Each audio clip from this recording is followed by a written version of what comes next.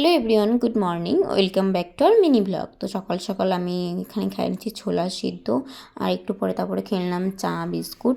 আর পাপাকে নিয়ে তারপরে চলে গেছি হাঁটতে। আর এখানে দেখো পাপার এখানে বসে আমি আর পাপা হাসাহাসি করতেছিলাম, ওকে কুতু কুতু দিচ্ছিলাম আর সেই হাসতেছিল।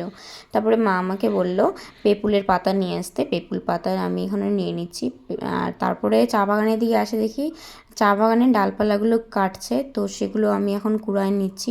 কীভাবে বলো তো, শুকায় গেলে না চা পাতার ডালগুলো দিয়ে রান্না করা যাবে, খড়ি হবে। তো আজকে রবিবার, আর বাবা এখানে মাকে খড়ি ফাটাই দিচ্ছে, কঞ্চি কাটে দিচ্ছে, খড়ি ফাটাই দিচ্ছে কুড়াল দিয়ে। আর তারপরে দেখি বাড়িতে এসে মা এখানে উনুনে রান্না করছে।